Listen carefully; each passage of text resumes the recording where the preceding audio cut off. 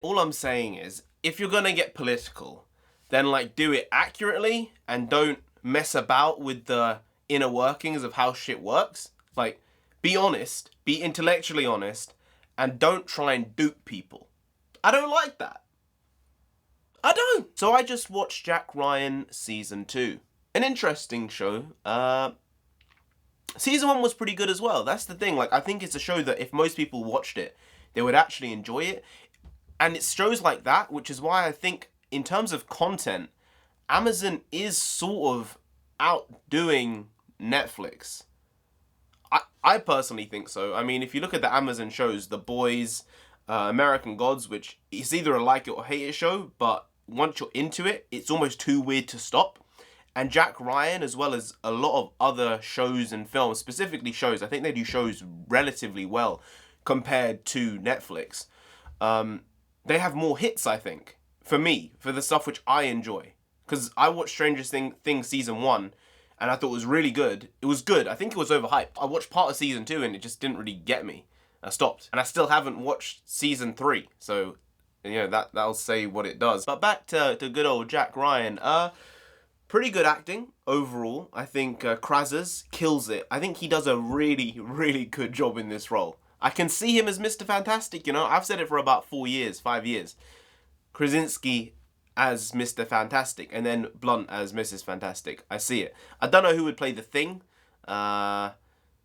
Maybe Vin Diesel. Maybe give the Thing to Vin Diesel. He sort of has that gravelly voice. I'll give it to him. But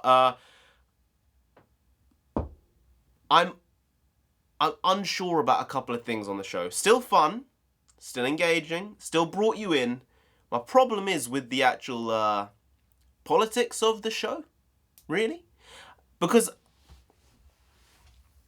you know, I'd like to think I'm relatively aware of the geopolitical climate. And it was good in the first episode to see something which a lot of people don't talk about, which is the fact that Venezuela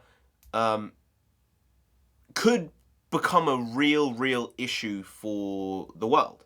Not in terms of its current, you know, failed state nature, but the Russians, the Chinese, North Korea, all these countries are big threats to the world, as are a lot of countries, but Venezuela is somewhere which is in close proximity to America. Can do a lot of damage from there. And in the first episode, they noticed that, and I was impressed by that. I was like, this is actually going in a slightly different direction than I thought it would. So well done to whoever wrote the screenplay for this, or, you know, transferred this over from the books. I don't know if this is actually a storyline in the books, or they just used that as a basis point for the character arcs. But then they went completely left field with it. Or, yeah, right field with it. They went right field with it. Because if you don't know the problem with Venezuela, it's that it is a communist country. I'm sure most people are aware of that. You wouldn't have got that from this show, though. You wouldn't have got that from this show. They basically kept everything the same in terms of where the world is, America's place in the world, how Venezuela is physically, you know, day-to-day life there for most people. They kept all that stuff, you know, the same. But they seem to have changed the government slightly. Because the reason why Venezuela is in the state it is because of the fact they decided to do everything state-run, and then the country failed. Really. I mean, it has so many natural resources, and it's currently just absolutely floundering in the world. It's a failed state for a reason. And the reason for that failed state is communism. But in the show, without stating it, they sort of implied that the government in power were right-wing. From my perspective watching it. And I got that because within the show, the people in government kept on saying these left-wing protesters, these millennial hipsters, that's what they were saying in the show. Which got me confused watching it after like the second episode, being like, wait, are they saying that the government is a right-wing government? Which in Venezuela is really improbable. Like I think 90% of the parties in Venezuela are left-wing parties, and there's like 1 or 2 right-wing parties. and the left-wing parties have like almost a monopoly over government, basically. So it seemed odd that they were saying these left-wing parties these left-wing protesters are causing problems for the government, because the government itself is left-wing. But they never said the government was left-wing, so it implied to me that the government is right-wing, even though that's not what would have caused Venezuela to be in the state it is. So they basically said we keep everything the same, but we make the government seem right-wing, even though in reality it's left-wing. But they said if we leave it, you know, ambiguous, then people will take from it what they will. A bit sneaky. It did catch me off guard, and I was like, that something was, after hearing it, I was like, something is off here. They're complaining, I know I'm going on about this, but they're complaining about left-wing protesters in Venezuela. It's like, that doesn't match up. It doesn't. So that was a really odd scenario to understand in the show, because I think they tried to dupe the audience there a little bit, which is annoying, but I guess I don't know what else to expect.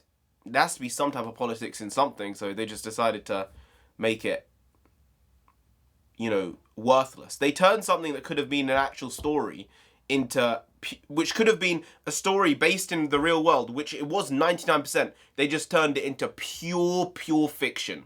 Absolute fiction. It took me out of it, because watching it, I was like, oh, this isn't real. I thought it's based in the world, and that's the vibe they're going for. But then they just changed a crucial factor, which was determinant in Venezuela being in the state it is. I still sort of semi-binged it. I watched it in about 4 or 5 days, so I watched an episode or 2 a day. For me, that's sort of like a semi-binge. I mean, there are only 8 episodes, so that's like 7 hours of TV. Most people would binge that in a day if they really wanted to binge it. And I think it probably is a bingeable show. The storyline overall, I thought, was actually pretty good. The guy from Suits, you know, the dad, Meghan Markle's dad in the show, he's in this again. It's a real globe-trotting show. Like, it does go everywhere across the world. And I think that's something Amazon are really trying to do. They're trying to really soak themselves into like a lot of different territories. And I think it's working, because seeing the way the show was shot, the show was shot, yeah. There was some really cool pieces here. Action pieces, you know, for TV, some of the action pieces were really good. Like, stunningly good. Daylight shots, it's not like they were doing night shots and they made them look good, because as we've seen with Daredevil from Netflix, they've killed the night shot. They've smashed it so hard, I will probably not see a better night fight scene than I did in that show in my life. But the daylit shots they did in terms of action scenes were really well put together. Super impressed with that. Yeah, I don't know. I think that the show was very fun, cool. I think most people will enjoy it. But that thing about them choosing to omit, it's just one statement. All you needed to say was, for Jack Ryan or for a American operative, you know, senator, whatever, to say, well, it's the communist regime, or they've gone too far on the left. Like, it's just something like that, but they couldn't say it. It's like one line. It wouldn't give anything else. But missing that one line out, unless I missed it in the show and they said it once and I didn't hear it, it sort of left you in this place of flux as to, if you're actually aware of what's happening, something isn't working right here. Yeah, I don't know. I think they tried to purposefully misconstrue the actual situation in Venezuela, which I don't like. Me no gusta. No me gusta. That means, I think it's no me gusta, as far as I know now. Learning Spanish, you know. Well, I'm not, but like, bits. I know bits. I did Spanish in like year 9. It was a funny story.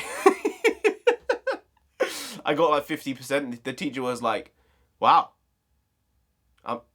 I'm surprised you got 50%. That's really good. I was like, wait, 50%'s good? She was like, for you it's good. Oh, wow. Thanks a lot. Like, I thought you'd get much lower than 50. So, You passed. Great. So I'm gonna take it for GCSE. No. Don't do that. Don't do that. Don't do that. Yeah. Okay. All right. That's about it. Cool show. Give it a watch. I think I preferred maybe season 1 to season 2.